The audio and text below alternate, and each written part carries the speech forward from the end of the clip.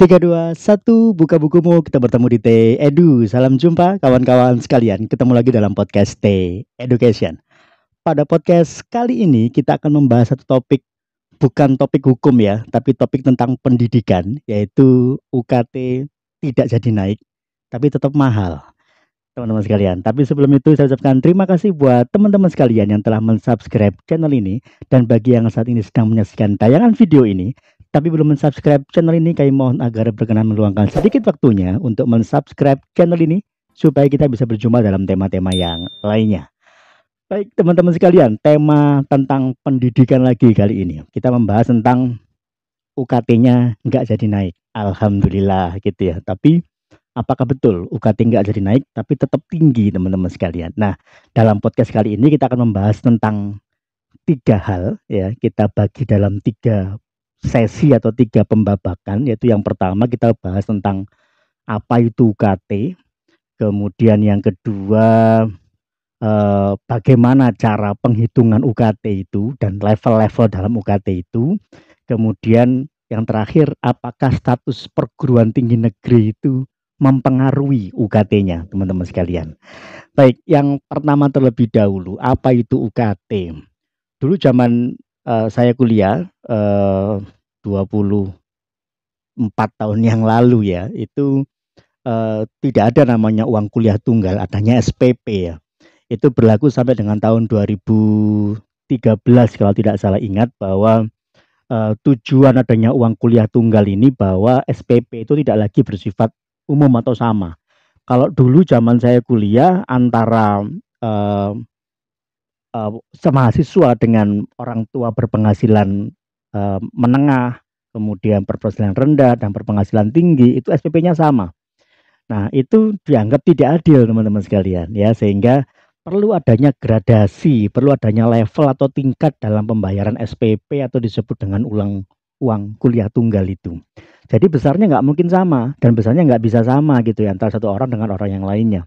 Antara mahasiswa yang ayahnya ini berprofesi atau memiliki pekerjaan pegawai negeri dengan seorang mahasiswa yang pekerjaan orang tuanya adalah wira swasta atau apa istilahnya ya, bukan pegawai tetap misalnya, itu akan berbeda penjatuhan atau level UKT-nya, sehingga harapannya sistemnya sistem silang ya antar sesama mahasiswa. Kalau yang mahasiswa dengan berpenghasilan, orang tuanya berpenghasilan tinggi akan membayar UKT dengan lebih tinggi, harapannya akan disubsidikan kepada mahasiswa lain yang orang tuanya berpenghasilan lebih rendah teman-teman sekalian.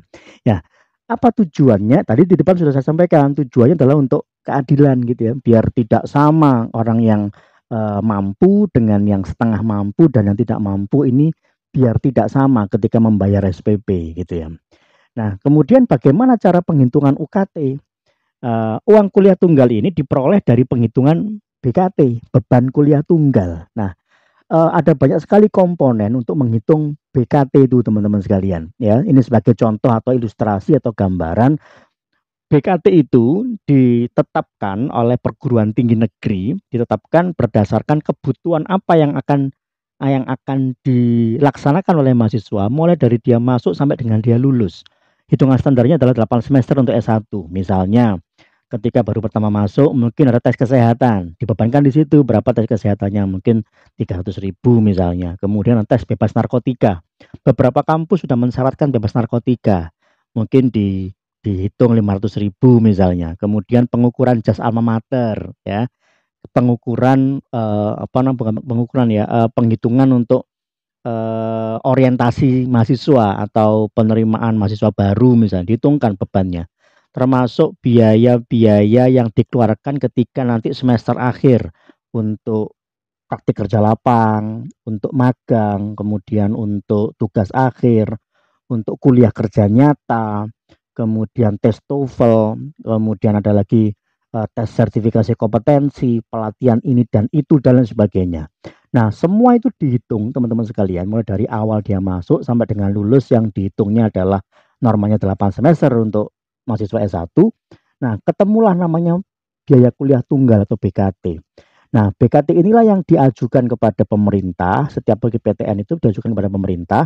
Nah, nantinya kemudian biasanya, saya tidak tahu ya untuk perguruan tinggi negeri yang, PTNBH, yang PTNBH atau yang lain sebagainya. Nah, biasanya beban penjatuhan UKT-nya itu maksimal adalah 50% dari BKT-nya. Anggap saja satu mahasiswa ini ketika dia awal masuk sampai dengan dia lulus itu membutuhkan kurang lebih 16 juta misalnya, maka UKT-nya maksimal adalah 8 juta, level tertingginya. Nah, itu ilustrasinya sehingga ada jenjang-jenjang UKT, ada yang 6 level, ada yang 8 level, ada yang 12 level dan lain sebagainya, tergantung dari perguruan tinggi masing-masing ya, sehingga dari mana penghitungan UKT itu muncul, kemudian ya awalnya dari BKT itu. Nah, itu yang pertama tentang apa itu UKT. Yang kedua, kita akan memasuk tentang level UKT. Jadi teman-teman sekalian, kemarin yang sempat ramai dan kemudian dibatalkan itu adalah kenaikan UKT. Sebetulnya secara teknis bukan UKT-nya yang naik ya, tapi levelnya semakin banyak. Ya sama saja sih semantik ya, artinya ujung-ujungnya akan ada penambahan UKT di level-level tertentu. Ya betul. Nah, yang seringkali salah dipahami adalah seolah-olah bahwa UKT ini naik di tahun ini maka akan berdampak pada mahasiswa yang telah menempuh perkuliahan. Tidak tentunya, karena UKT ini ada jenjangnya dan dia bersifat flat ya, mulai dari masuk sampai dengan dia keluar.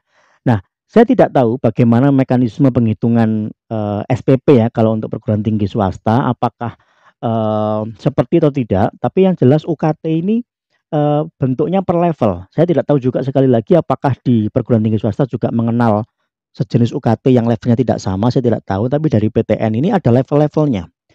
Nah, mulai dari yang terendah misalnya ada perguruan tinggi negeri yang levelnya mulai 500.000, kemudian level 2-nya ini naik jadi 1 juta, naik lagi jadi 1.500.000, naik lagi jadi 2 juta, 1.800.000, naik jadi 2 juta, 2,5 sampai 3 juta dan seterusnya.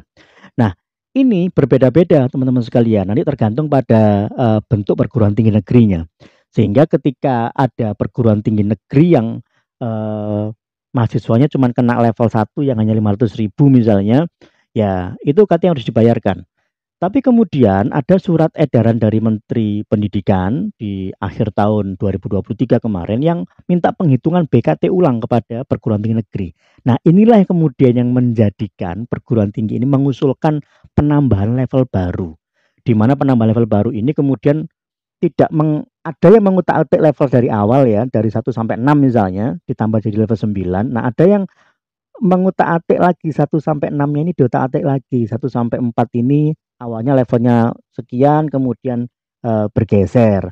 Ada yang perguruan tinggi yang tidak merubah sama sekali level di 1 sampai awal ini, kemudian di level tambahannya baru menambahkan level-level baru. Nah, ini kemudian yang kemarin dibatalkan adalah ketika penambahannya itu. Nah, untuk level yang awalnya tetap seperti itu. Sehingga di cancel untuk tahun ini, nggak tahu untuk tahun depan gitu ya. Akhirnya apa yang diperoleh oleh mahasiswa dengan UKT yang bertambah levelnya ini tentu saja telah dihitung oleh perguruan tinggi itu tentang kebutuhan apa yang benefit apa yang akan diperoleh mahasiswa selama dia perkuliahan. Sekarang akreditasi juga berbeda. Saya tidak tahu ya apakah kemudian ketika akreditasi itu bersifat mandiri dengan menggunakan LAM, apakah kemudian perguruan tinggi ini menambahkan biaya akreditasi yang dibebankan kepada BKT-nya karena mereka berbayar. Belum lagi kalau akreditasi internasional ini satu klasternya bisa 400 juta sampai 500 juta. Apakah ini juga dibebankan sebagai BKT? Nah, tentunya saya tidak tahu ya strateginya seperti apa. Nah, tapi tujuan dari penambahan level ini dalam rangka untuk meningkatkan kompetensi mahasiswa, menambah banyak sertifikasi kompetensi untuk peningkatan lulusan yang itu ya tentunya berdampak pada jumlah beban kuliah tunggal yang akan dihitungkan yang akan nantinya jadi UKT itu ya. Jadi itu yang kedua tentang levelnya. Nah, bagaimana cara menetapkan mahasiswa ini level 1, B level 2 dan seterusnya. Nah, dulu 5 sampai 6 tahun yang lalu saya termasuk tim survei ya, termasuk tim survei mahasiswa yang mengajukan dulu istilahnya beasiswa bidik misi atau diganti dengan KIP, Kartu Indonesia Pintar. Nah, itu dulu setiap mahasiswa ketika mendaftarkan diri di PTN itu akan melampirkan bukti-bukti misalnya kepemilikan rumah, bukti pembayaran listrik, tagihan air, kemudian kendaraan bermotor yang dimiliki dan segala macamnya. Nah, ada rumus-rumus tertentu yang secara teknis saya tentunya tidak tahu ya. Ada rumus tertentu yang ketika saya di tim survei dulu itu eh, akan secara otomatis keluar levelnya. Misalnya mahasiswa ini ayahnya berprofesi sebagai PNS, ibunya juga berprofesi sebagai PNS. Nah, ini merupakan salah satu poin besar ya untuk ada di level tertinggi untuk UKT-nya. Kalau orang tuanya swasta dengan rentang penghasilan di bawah 1 juta misalnya, kemudian ibunya juga tidak bekerja, status rumahnya ini masih rumah orang tua ya, artinya masih warisan dari orang tua, luas rumah juga diperhitungkan gitu ya. Nah, akhirnya ketika menetapkan UKT level-level tertentu itu berdasarkan perhitungan-perhitungan rumus yang telah ada. Walaupun ada kemarin sempat ramai juga pembebanan atau penjatuhan level UKT ini yang tidak sesuai. Ada orang yang orang tuanya berpenghasilan tinggi, kemudian UKT-nya kena yang rendah. Ya, walaupun ini secara sistem harusnya nggak mungkin ya, karena dia menginputkan sistem. Kecuali mahasiswa ini mohon maaf ya, curang ketika memasukkan input data tentang penghasilan orang tua dan lain sebagainya. Nah, jadi itu ketika eh, penghitungan level berapa dia akan mendapatkan UKT-nya, ada banyak sekali kriteria yang harus terpenuhi. Misalnya, ya tadi saya sebutkan, ke status rumah, pekerjaan orang tua, jumlah tanggungan keluarga, kalau dia masih punya adik 4 atau berapa, itu akan dihitung secara keseluruhan. Nah, ini akan eh, mengklaster apakah mahasiswa ini kena level 1, 2, dan seterusnya. Nah, itu yang kedua. Kemudian yang ketiga, teman-teman sekalian, yang harus dipastikan adalah level atau status dari PTN. Kalau zaman saya dulu PTN ya semua sama, PTN plat merah semua sama plat merah. SPP-nya ya semua sama, per mahasiswa semuanya sama kecuali dia dapat beasiswa. Nah, saat ini PTN itu dibagi ke dalam 3 kelompok. Ada PTN berbadan hukum, PTN BH, kemudian PTN Badan Layanan Umum, dan PTN Satuan Kerja atau Satker.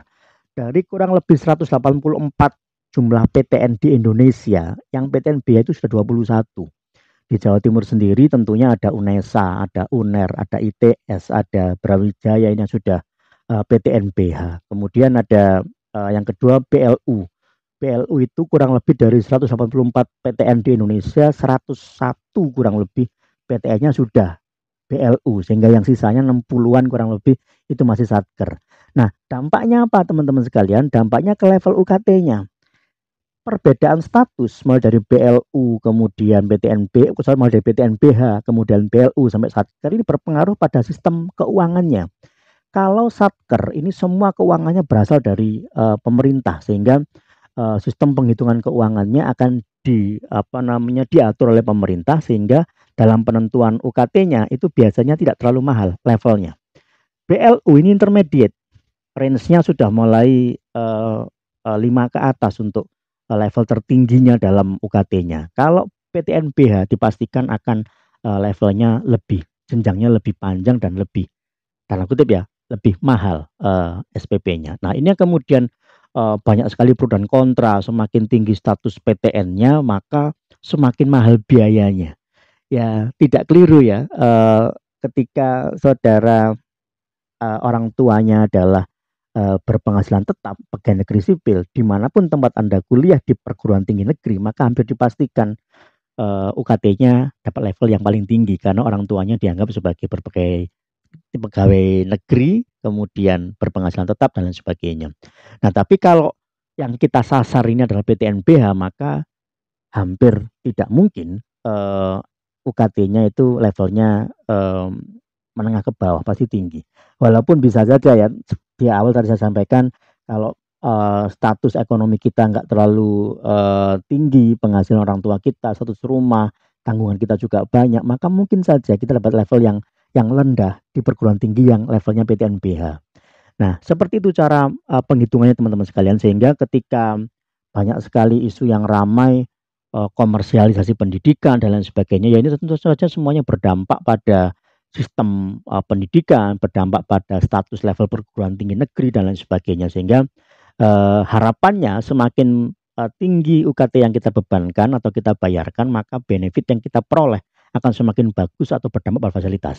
Oke, satu lagi yang agak ketinggalan ya, yang seringkali kita semua masyarakat ini kurang paham tentang bagaimana alur sistem keuangan di perguruan tinggi negeri ini. Jangankan masyarakat umum ya, yang mahasiswa, yang dosen pun terkadang masih belum terlalu sepenuhnya paham. Saya pun juga sama nggak sepenuhnya paham. Cuman yang bisa saya sampaikan adalah bahwa sistem keuangan di PTN itu nggak bisa in and out.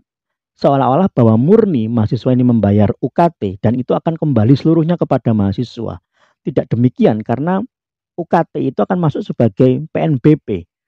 Untuk Satker sama BLU akan setor kepada negara. Oh, yang BLU kayaknya tidak ya, untuk PNBP sudah dikelola secara mandiri.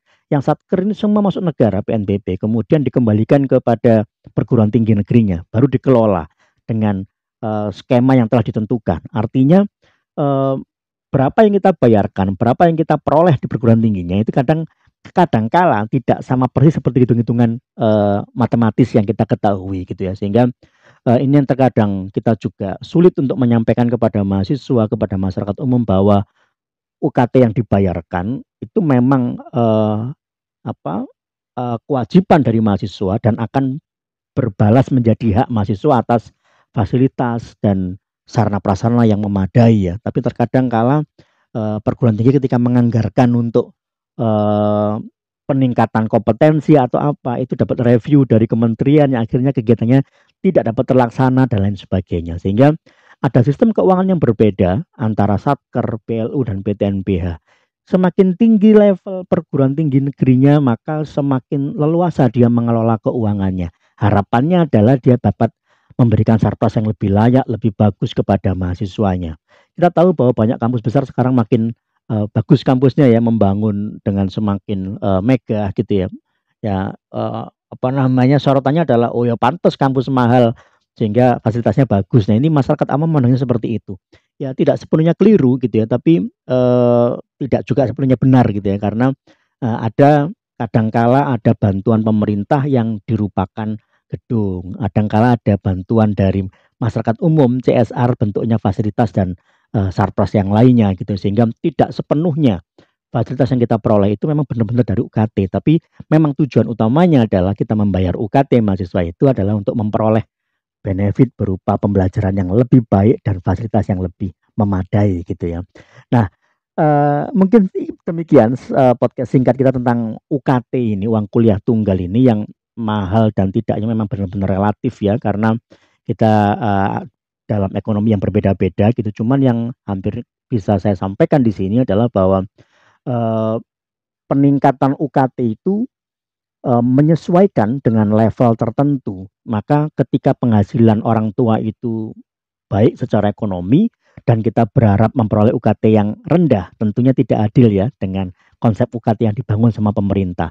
Harapannya kita saling membantu gitu ya, dengan ekonomi mahasiswa lain yang tidak terlalu bagus maka dia dapat UKT yang rendah, maka yang ekonominya bagus jangan berharap dia memperoleh memperoleh UKT yang lebih rendah karena tidak adil bagi yang lainnya. Oke, mungkin demikian podcast singkat kita pada podcast kali ini. Semoga bermanfaat, semoga tetap sehat selalu. Nanti kita ketemu di TE Edu. Salam sehat, saya Effendi. Sampai jumpa.